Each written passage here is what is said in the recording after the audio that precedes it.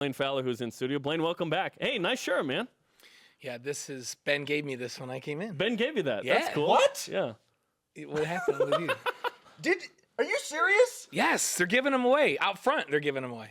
He gave you No, that shirt. he's not giving them to not everybody. giving away out They're not front. giving them away to everybody, but he did give So me you this. did not have to buy this shirt. Of course not. Wow. Are you kidding me? No, this is. Did you have to buy that? Maybe. Oh my! We're making Wow. Shep buy his own gear. Oh, Wow. We'll chat man. later. Vi Sigahema taught me something when we were in school, and this is his mantra that he lives by. If it's free, it's for me, and I'll take 3. That's Vi's mantra for life. You didn't get 3, I did got you? 3, yeah. Jeez. Just in case there's weight gain or weight Yeah, loss. that's what Vi taught me that. Yeah, That's, you got to do it. And there's been weight gain and weight all loss. of my gear is sponsored. Like, people say, why are you wearing an Air Force shirt? And I'm going, well, because Troy Calhoun gave it to me. Because he gave it to me. Yeah, so why are you wearing Wyoming stuff? Yeah. Because this is a cool jacket, and they gave it to me. You're like, I don't normally wear Abercrombie and Fitch, but they gave it to me, so here we are.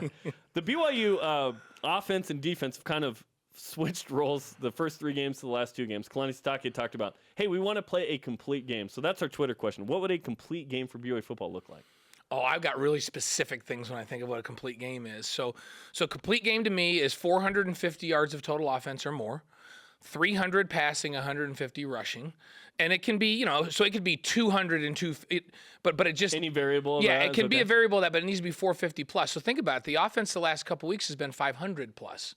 So the offense to me has been great, but for this to be complete, the offense has to function the way they have and get me 450 yards or more. If it was perfect, it would be 300 throwing and 150 rushing.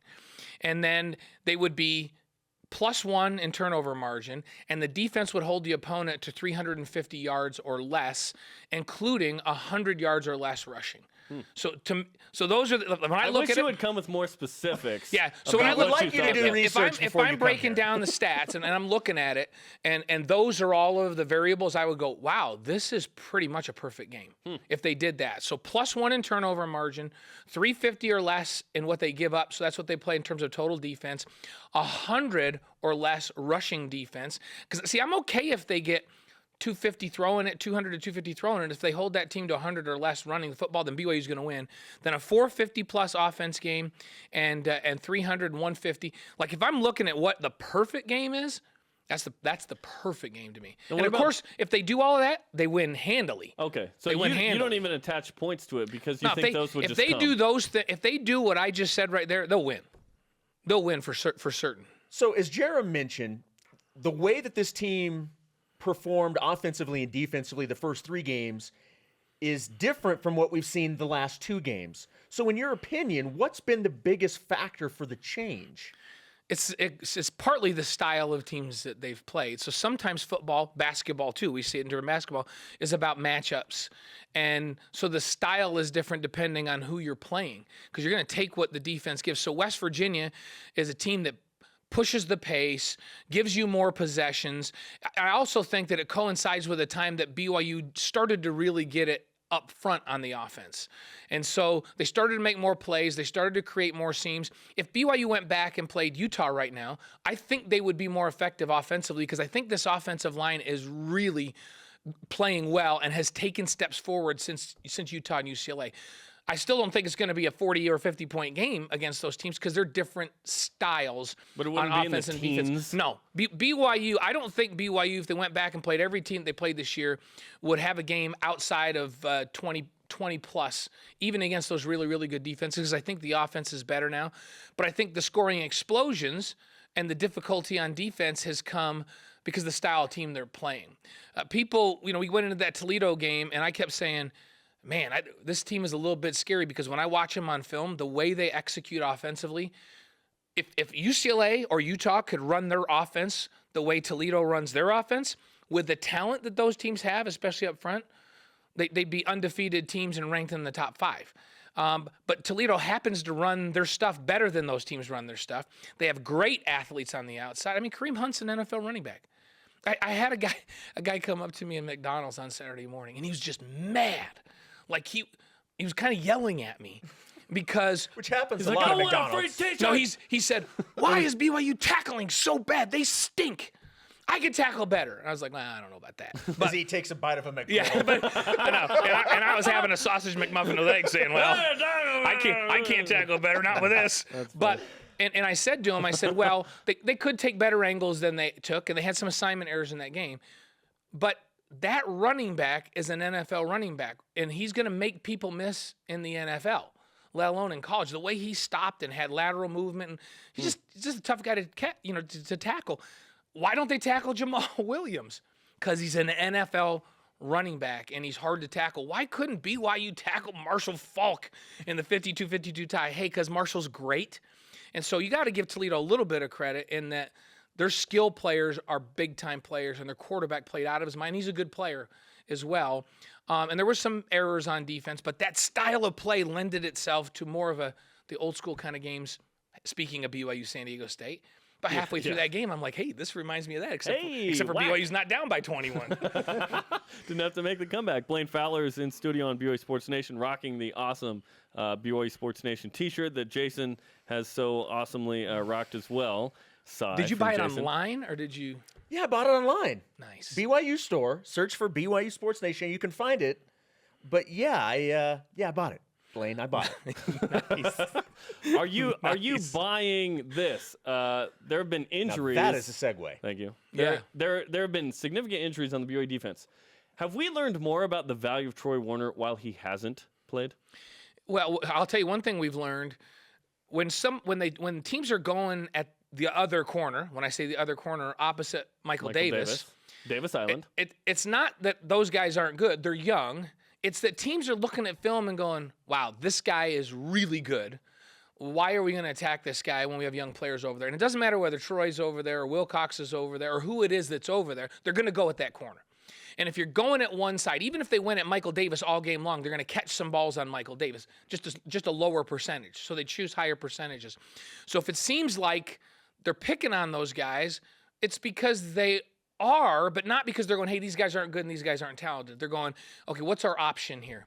We got Michael Davis, who can play. Michael Davis could start anywhere in the country. Michael Davis could start at Alabama at corner. He's that good. He has the speed. He's got the size. He's a guy that translates into the NFL in terms of So you're going to go where he is not, and then you're going to have young guys that are going to make coverage errors. It's not that Wilcox can't go run with people and doesn't have great feet. I've talked to Gennaro about him. He goes, man, this kid's going to be really, really good. So by the time Wilcox is a junior and senior, by the time Troy Warner's a junior and senior, they're going to be going, okay, we don't want to go that way. So who's the young guy on the other side? And Diane Lake as well. Yeah, and Diane I thought played really, really well in this last game. I thought he really accounted himself well.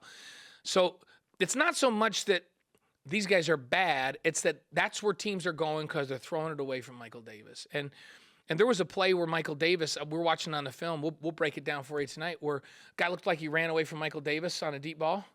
I got news for you. We looked at the coverage. Michael Davis was the flat defender in that. He was just running to catch up. That was not his fault. I'm not going to say whose fault it was, but that was a blown coverage, and it wasn't Michael Davis's blown coverage, just for the record. It's on the record. This matchup with Michigan State is really intriguing to me. And it's funny because when the schedule comes out before the season starts, you always look at it and say, okay, well, that's going to be a tough team. That'll be a tough one. That's probably the toughest game on the schedule. Most of us thought the Michigan State game was probably going to be the toughest team that BYU would face. It doesn't always play out like that. Do you think this game this Saturday is more winnable against the Spartans than maybe we originally thought before the season started? When we talked preseason schedule on the shows we were doing, I picked Michigan State as the toughest game on BYU's schedule. On the road, that and Boise State, which maybe Boise State still is. I don't know, on the road on a short week. But that one on the road, after who they've already played, I figured BYU would be 2-3 or 3-2 at this point. They're 2-3. I thought, man, Michigan State. I was probably giving them too much credit for their history. Mm-hmm.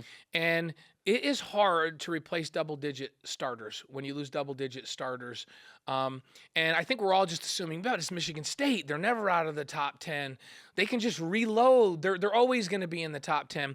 And I heard D'Antonio talking this week, and he's saying a lot of the guys that are playing right now have not tasted the tough times and had to work the way we had to work to get the program to where it has been the last several years. And so they need to knuckle down and play. So he's calling out his young guys and saying, hey, they have talent. You're right. We recruit top talent. But he's worried a little bit about the mentality, the work ethic, and those guys just showing up and thinking they can win because they're Michigan State. And so that's a long answer to your question. But yes, this is a winnable game. After watching them against Indiana, and we'll go right back full circle to where we started. Matchups, this is a very similar style team to BYU. So I expect it to be more of a game like UCLA or Utah, because they're better up front. This is a defense that our defense is patterned after. So they run the same defense that BYU does. They run a pro-style offense, and it's going to be a lower scoring game. But I think BYU is capable now of getting into the 20s instead of being held to 10 or 17 because they're better offensively at this point. Yeah, this is going to be another close game, and it's very winnable for BYU. We did the research earlier. We're all about the research. Michigan State's lost 2 in a row. They have not lost 3 in a row since 2009. Well, they haven't lost 2 in a row in a long time either.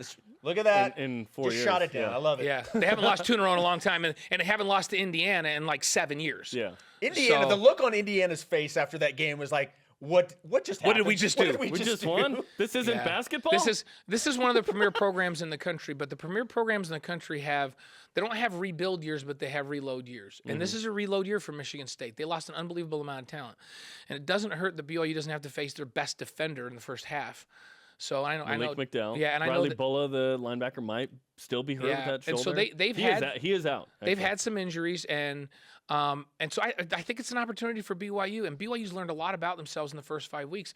They keep getting better. So BYU's trajectory is like this. Michigan State's got to regroup, and it's going to be one of two mentalities this Saturday. It's going to be, hey, we are Michigan State, and this is a bunch of baloney, and they're going to play with a chip on their shoulder and play out of their minds and play well, or they're going to come in and they're going to go, whoa, we just have to see if this really is a reload year, and maybe we're not as good as we thought we were, especially those young players.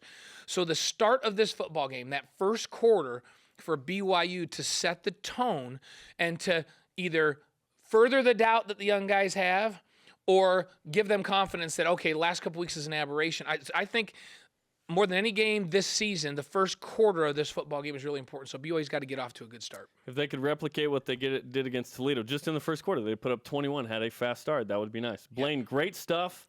Thanks for coming in. We'll check you out tonight at 7 Eastern Time on the AFR. You bet. See you guys. Blaine Fowler. Our Twitter question, what would a complete game for BYU football look like? Use the hashtag BYUSN. Coming up, Kate Hansen hits up the rock line, but first, B-Lo and his crazy BYU will score 50-plus points in bold predictions last week, and other wild thoughts joins us on BYU Sports Nation.